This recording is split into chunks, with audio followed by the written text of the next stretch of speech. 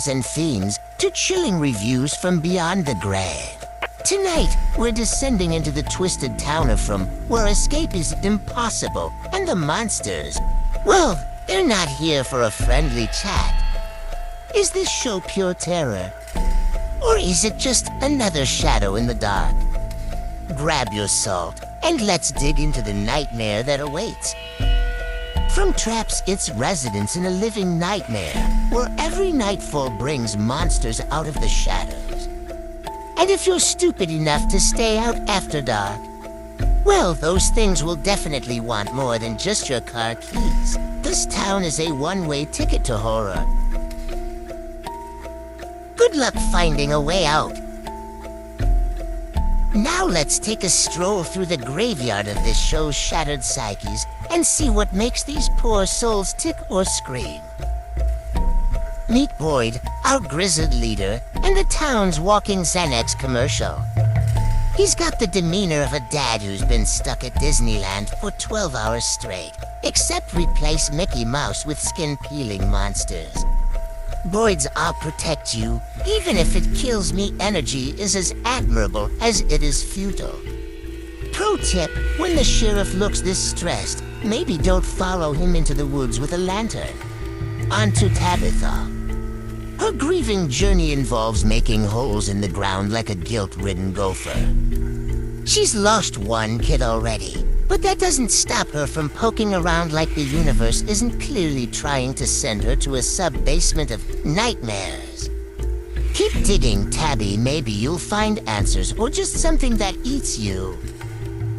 Jim's the kind of guy who thinks he can rebuild the Titanic with duct tape and some good old-fashioned optimism. It's endearing, sure, but when your idea of survival hinges on setting up an antenna in a town where physics took a personal day, maybe stick to crossword puzzles instead.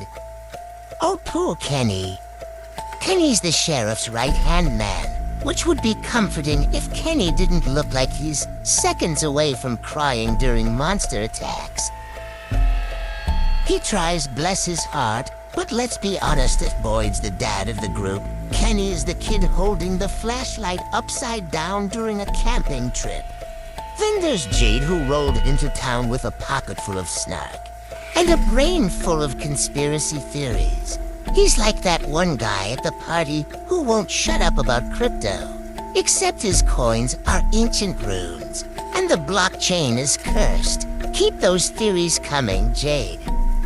The monsters love a good laugh. Donna's here to remind everyone that being pragmatic means keeping your emotions buried 6 feet under.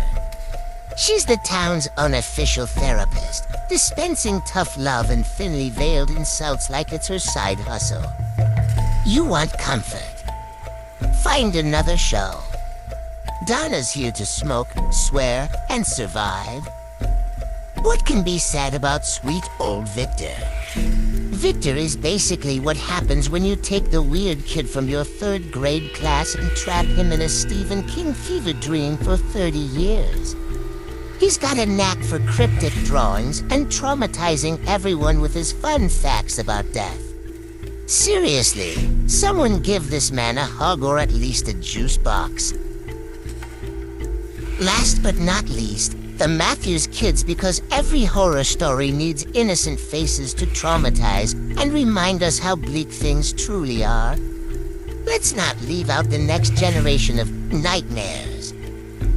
Julie embodies every teen in a horror show ever, angsty, defiant, and utterly unbothered by the fact that monsters are eating people's faces.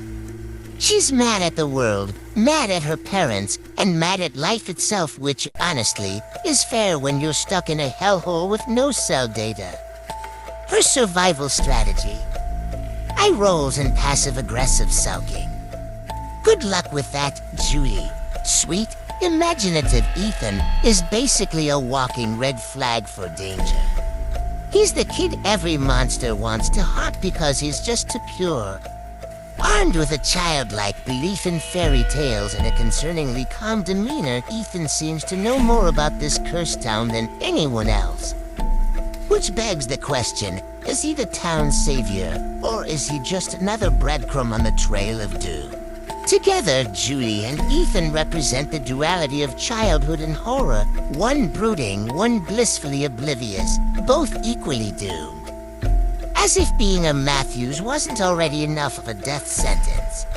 Finally, let's sink our teeth into the real stars of From the Horrors Lurking in the Shadows.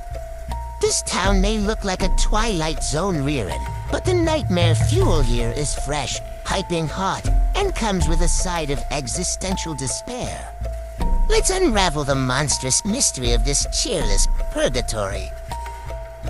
The monsters are the kind of thing you'd get if you crossed 1950s charm with Freddy Krueger's personality. They stroll out of the woods looking like friendly neighbors who just want to borrow some sugar, but really they're here for your internal organs. Their grins could light up a room until you realize they're hiding razor-sharp teeth behind them. They move slower than a DMV line, but always seem to catch you. That's horror physics, baby. When they finally get you, they don't just kill, they make it personal. Ripping, tearing, and psychological trauma are all part of the package. What makes From hit differently is the way it layers its terror. Sure, the monsters are terrifying, but the real horror comes from the psychological toll you can't leave. Literally. Drive too far, and you just loop right back. It's the worst GPS glitch ever.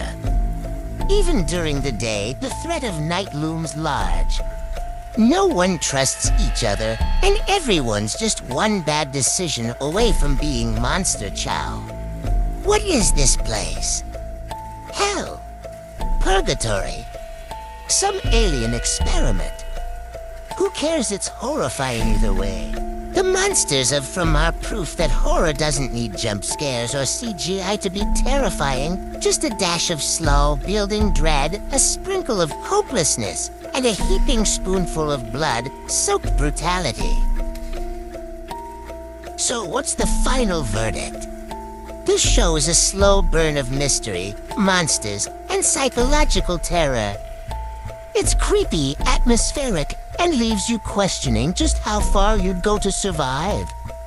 It might take its time, but if you're patient enough, the horror will crawl under your skin, and you won't be able to shake it off.